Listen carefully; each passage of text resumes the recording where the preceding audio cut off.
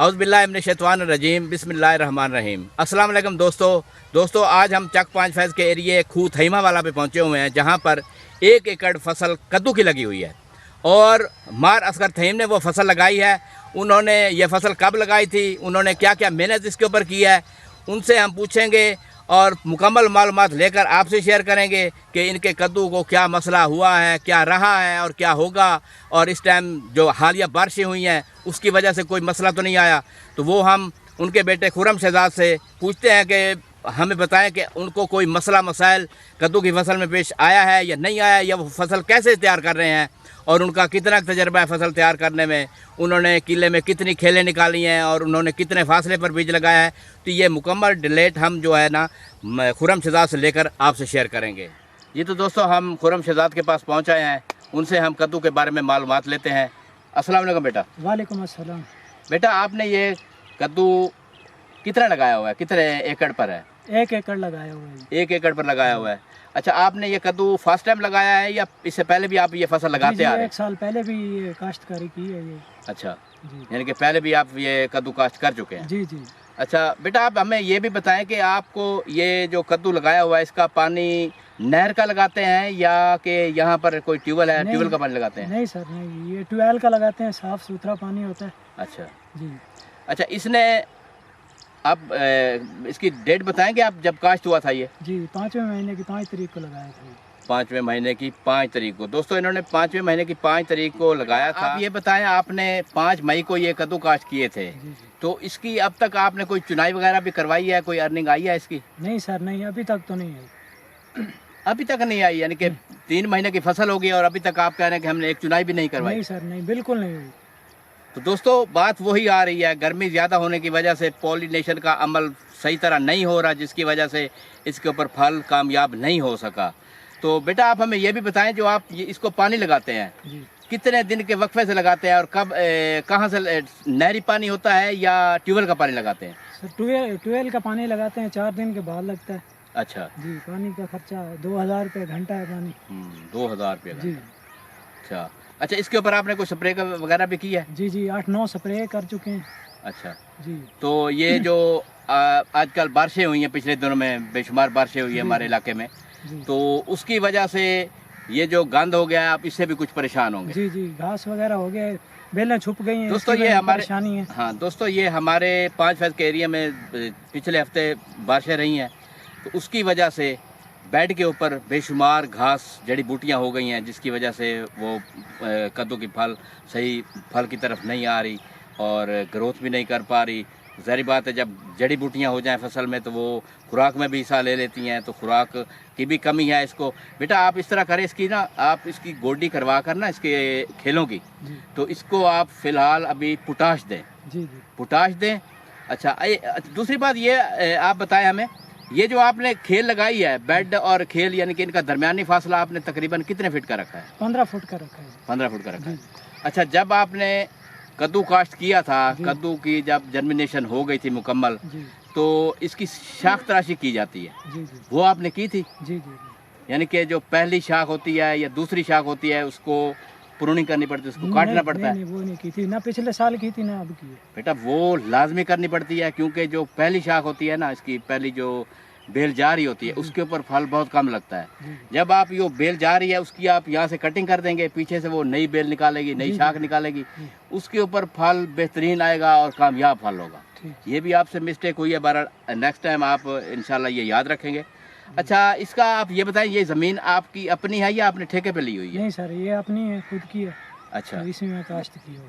अच्छा ठीक है। तो अब हम आपसे ये पूछेंगे कि ये जो पीले पत्ते हुए पड़े हैं, इसको डाउनी की बीमारी कहते हैं जी जी या अगेता झुलसाव भी कहते हैं। जी जी। इसकी आपने कोई स्प्रे की है या आपने जाकर दुकान पर दिखाया हो? जी ये जी जी जी, हमारे यहाँ इलाके की दुकान वालों ने विज़िट किया, यहाँ पे मालूमात की है। अच्छा, मैंने 8-9 स्प्रे किए हैं, तेले की है, हर किस्म की जो बीमारी थी सब की स्प्रे की है।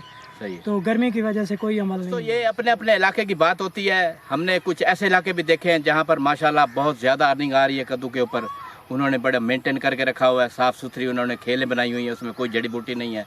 और उन्होंने तकरीबन जो है स्प्रे वाला सिस्टम जो है, पॉलिनेशन वाली जो दवाई होती हैं, ये पॉलिनेशन के जो टोटके होते हैं वो भी उन्होंने इस्तेमाल किए हैं और वो बेहतरीन अर्निंग ले रहे हैं। तो ये खुर्रम शहजाद कह रहे हैं कि हमारे पास इस तरह की मालूमात नहीं थी। नेक्स्ट टाइम अगर हमारे पास ये दोबारा हमने कद्दू काश्त किया तो इंशाल्लाह ये भाई आगे जो जदीद टेक्नोलॉजी है, हमारे यहाँ पर ज़राअत अफीसर भी फिरते हैं, जिस तरह दुकानों के ऊपर जाएं वहाँ पर भी फील्ड असिस्टेंट बैठे होते हैं, उनसे मशवरा लेंगे और उनके मशवरे के मुताबिक चलेंगे। तो उन्होंने कहा ये पिछले साल हमने लगाई फसल, ये अब लगाई है, जिसकी वजह से आज तक हम इसको संभाल नहीं पाए सही तरह और सही तरह इससे अर्निंग नहीं ले सके। तो दोस्तों हम आपको आप थोड़ा सा ना एक नुस्खा बताते हैं जिसका फल यानी कि पॉलिनेशन का अमल बेहतरीन होता है। तो नुस्खा क्या है, आपने एक गन ले लेनी है और उसको 1.5 लीटर की बोतल पानी भर के उसके अंदर आपने 1 से 1.5 चम्मच शहद का, खालिस शहद का डाल देना है। और आपने जहाँ पर देखना है ना भी फ्लावरिंग हो रही है, फ्लावरिंग बेताशा है, तो आपने वो शहद वाला स्प्रे उसके ऊपर स्प्रे करना है। उसके ऊपर शहद जब सिर्फ स्प्रे करना है, याद रहे एक बहुत अहम बात है, सिर्फ स्प्रे करना है, नहलाना नहीं है पौधे को, सिर्फ स्प्रे करना। स्प्रे से मुराद है कि जो उसके ऊपर ज़रात हैं उसके शहद के या पानी के, पौधे के फूल के ऊपर जाकर जम जाएं, नीचे ना गिरें, क्योंकि ज़्यादा अगर आप नहलाएंगे तो वो शहद या जो दवाई होती है, स्प्रे का भी यही तरीका होना चाहिए कि जब आप स्प्रे भी कर रहे हैं किसी किस्म की, तो आप स्प्रे को सिर्फ स्प्रे के हद तक करें, उसको पौधे को नहलाएं नहीं। नहलाने से दवाई सारी नीचे गिर जाती है और उसको असर नहीं होता। तो आप शहद का जो स्प्रे है वो भी आपने इसी तरह करना है, आपको पौधे को आपको नहलाना नहीं है, आपने सिर्फ ऊपर स्प्रे करना है ताकि पौधे के फूल के ऊपर जम जाए। उसकी खुशबू लेकर, शहद की खुशबू सूंघकर शहद की मक्खियाँ आएंगी फूल के ऊपर, एक फूल पर बैठेंगी, उससे दूसरे फूल पर जाएंगी। इस तरह पॉलिनेशन का अमल बहुत ही ज़बरदस्त किस्म का होगा। तो एक पॉलिनेशन का अमल, दूसरा भी है, वो ज़रा है मुश्किल, लेकिन अगर आपके पास टाइम हो तो आप करते रहा करें, थोड़ा बहुत उसमें कर दिया करें। वो हम आपको इधर पॉलिनेशन के अमल को सरअंजाम देने के लिए ये जानकारी आदमी के पास लाजमी होनी चाहिए कि इसमें नर फूल कौन से हैं और मादा फूल कौन से हैं। तो वो हम आपको पहचान करा देते हैं, नर फूल कौन सा होता है और मादा फूल कौन सा होता है। तो ये दोस्तों देखें, ये है नर फूल, ये वाला, ये बिल्कुल इसी तरह फूल होगा, इसके नीचे कोई वो नहीं होगा, ये सिर्फ नर फूल है। और ये है दोस्तों मादा फूल, ये मादा फूल है, इसकी रंगत में भी थोड़ा फ़र्क है और इसके नीचे एक छोटी सी गोली भी बनी हुई होगी, ये मादा फूल होता है। तो जो हमने आपको दूसरा बताना था ना तरीका पॉलिनेशन का, वो ये था कि आप एक छोटी सी स्टिक ले लें, इतनी एक स्टिक हो, उसके ऊपर आप कपास लपेट लें और कपास लपेट कर आपने सबसे पहले उसको इस पौधे के नर पौधे जो फूल है उसमें आपने थोड़ा सा इस तरह घुमाना है। ये देखें स्टिक लेकर इसमें आप घुमाना है, इसके ऊपर पाउडर होता है फूल के अंदर, ये इसके ऊपर आपने घुमा कर, तो आपने ये वो वाली स्टिक जो है इस फूल के ऊपर, मादा फूल के ऊपर आपने इस तरह घुमा देना है, क्योंकि इसके ऊपर भी ये देखें ये पाउडर होता है। तो ये इनकी पॉलिनेशन हो जाएगी और बहुत बेहतरीन तरीके से हो जाएगी। लेकिन ये काम बहुत मेहनत वाला है, आप इन दोनों में से जो भी कर सकते हैं आप करें। इंशाल्लाह जब तक आपके फ्लावर की पॉलिनेशन मुकम्मल नहीं होगी, सही माने में नहीं होगी, तो आपका फल किसी सूरत भी कामयाब नहीं हो सकता। तो ये 2 तरीके मैंने आपको बताए हैं पॉलिनेशन के, तो ये आप इस तरह करें और इंशाल्लाह वो अपना कद्दू बेहतरीन किस्म की इनकम दे। पौधों के ऊपर डाउनी का हमला हो चुका है।